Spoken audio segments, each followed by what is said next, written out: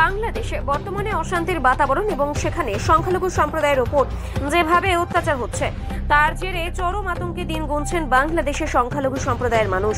দক্ষিণ দিনাজপুরের হিলি সীমান্ত দিয়ে প্রায় প্রতিদিনই বাংলাদেশ থেকে সংখ্যালঘু মানুষজন ভারতে প্রবেশ করছেন বৈধ ভিসা নিয়ে। তবে বর্তমানে অনির্দিষ্টকালের জন্য ভারত সরকার বাংলাদেশের নাগরিকদের ভিসা দেওয়া সাময়িকভাবে বন্ধ রেখেছে।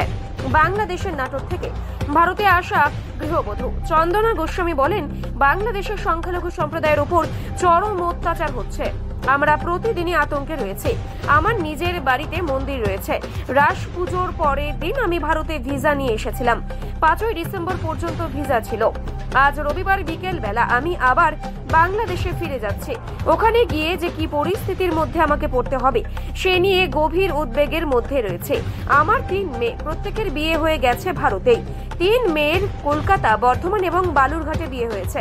মেয়েরা আমাকে প্রতিদিনই বলছে যে ভারতে পাকাপাকি ভাবে চলে আসতে, কিন্তু সেটা কি করে সম্ভব? বাংলাদেশ আমার জন্মভূমি। আমার বিয়ে 38 বছর হলো বাংলাদেশে হয়েছে। আমার স্বামী বাড়ির বড় ছেলে। আমার শ্বশুর শাশুড়ি গত হয়েছেন। আমাদের ওখানে যৌথ পরিবার। ভারতে আসা সম্ভব নয়, সেটা আমি আমার মেয়েদেরকে বলেছি। প্রত্যেকদিন ওরা ভারত থেকে আমাদেরকে ফোন করে খোঁজ খবর নেয়, কান্নাকাটি করে। প্রতিদিন সংখ্যালঘু বাড়ির বাচ্চাদের স্কুলে পাঠিয়েও আমরা চরম উদ্বেগের মধ্যে থাকি যতক্ষণ না পর্যন্ত ওরা বাড়িতে ফিরে আসছে। পরিস্থিতি কিভাবে বদলানো যায় সে বিষয়ে তিনি কি বললেন শুনুন। বাংলাদেশ নাটোর জেলা থাকতেই হয়, যেহেতু সংখ্যালঘু বলে আমরা পরিচিত, সেহেতু আমাদের সর্বক্ষণিক আতঙ্কেই থাকে। আমরা না পারি ছেলে মেয়ে স্কুলে পাঠিয়ে শান্তি, বিশেষ করে মেয়েদের তো মানে সকালে প্রাইভেটে কলেজে যাবে, যে বোর্ডে গাড়িতে তুলে দিয়ে আসতে হয়, সন্ধ্যাতে আসবে, আবার সন্ধ্যাতে যে দাঁড়িয়ে মানে গাড়ি থেকে নামে বাড়ি। এই যে আতঙ্ক, ওখানে যে অত্যাচার হচ্ছে, এখন মন্দির ভাঙছে হিন্দুদের মধ্যে, আপনারা কত আতঙ্কে আছেন? আমাদের বাড়িতে রাস মন্দির আছে, আমরা সবসময় আতঙ্কে। নাটোরে বেশিরভাগই আমরা দেখেছি যে ওখানে ছোট রাজকালী বাড়ি থেকে আরম্ভ করে বিভিন্ন মন্দির রয়েছে।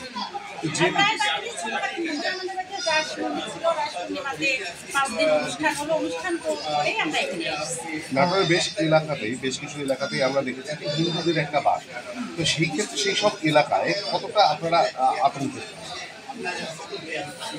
বলতে গেলে কি, মানে আমরা তো কথা বলতে পারি না, মুখ ফুটে তো মুখ ফুটানো একটা কথাই আছে। কারণ ঘটনা হচ্ছে যে আমরা চূড়ান্তই আতঙ্কে থাকি। আমরা ঘুমোলে যে শুধু ডাল ভাত খেয়ে ঘুমোবো, রাত্রিটা হলো সকালে আমরা যে সকাল মুখটা দেখতে পাবো, এটাই আমরা মানে আমাদের বিশেষ পাওয়া। মানে আমরা এই মনোভাবে পাচ্ছি। এখান থেকে মুক্তির পথ কি? একটা তো পথ বার করতে হবে। একটা পথ বের করতে হবে। এখান থেকে জামা মেয়েরা বলছে মা চলে এসো, এখন কি করি? মেয়েদেরকে আমরা সেপে রাখার জন্য এদেশে বিয়ে দিয়েছি। 3টে মেয়ে, আমার 3টে মেয়ে এদেশে, একটা কলকাতা আছে, একটা বর্ধমান আছে, একটা বালুরঘাট আছে। এখন তাদের কথা, বাবা মা তোমাদের রেখে যেহেতু খাই না, তোমরা ওখানে থেকে কি করবা, চলে এসো। তা আমার সংসারে আমি বড়, আমার শ্বশুর শাশুড়ি ছিল, মারা গেছেন। আমার স্বামী বাড়ির বড় ছেলে, এবং সংসার আজকে আমরা 38 বছর একসঙ্গে কাটিয়ে। সেটা আপনার পরিবার বাঁচলো, কিন্তু বাকিরা এখনো তো 11% হিন্দু রয়েছে, তাদের কি ভাবেন? তাদের মুক্তির পথ কি? এখন তাদের মুক্তির পর এখন একটা বসে আমার মনে হয় একটা কিছু করা দরকার। এই মুহূর্তে আপনি বললেন যে সরকারেরই এখন পদক্ষেপ। আমরা যেহেতু বাংলাদেশে বাংলাদেশি, এটা আমাদের বাংলাদেশ জন্মভূমি, সেহেতু এমনিতে সবার অধিকার। আমার মনে হয় যে সরকার থেকে যদি আমাদের একটা ভালো সৎ উপদেশ দিয়ে সুন্দরভাবে রাখার পরিবেশটা করে দেয়, তাহলে তো মনে হয় কোনো কিছু হয়। আপনারা এই মুহূর্তে বললেন যে আপনার সব মেয়েদের বিয়ে হয়েছে ভারতে। হ্যাঁ, তো ইদানিংকালে যেটা ভারতবর্ষ এখন ভিসা বন্ধ করে দিচ্ছে, তাহলে আগামী দিনে কি চিন্তা করছেন?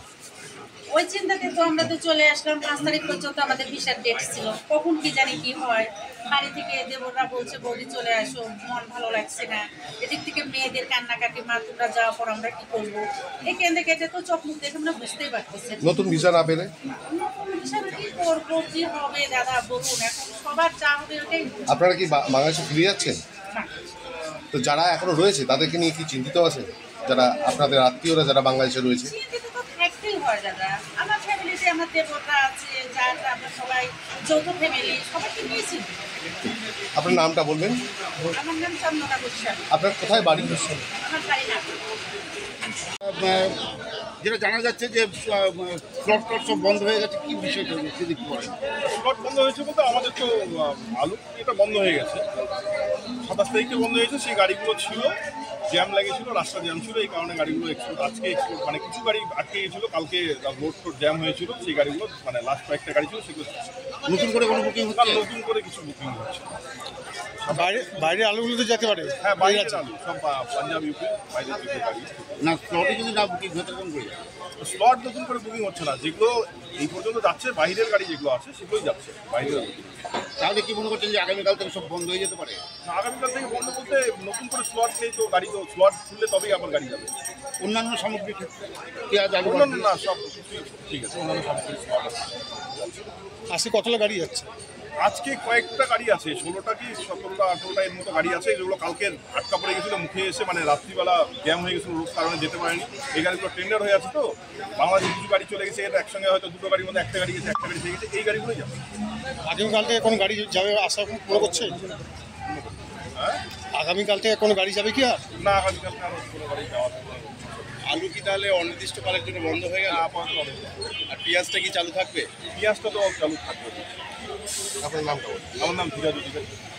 এই হিলি সীমান্তের এক্সপোর্টের পরিস্থিতি কীরকম রয়েছে? এক্সপোর্ট আগের মতোই আছে, কোনো অসুবিধা হচ্ছে না, সব রীতিমতো ভালো মতোই যাচ্ছে এক্সপোর্ট। আলু আলু বাদ দিয়ে সব কিছুই যাচ্ছে। পেঁয়াজ যাচ্ছে, পেঁয়াজ যাচ্ছে।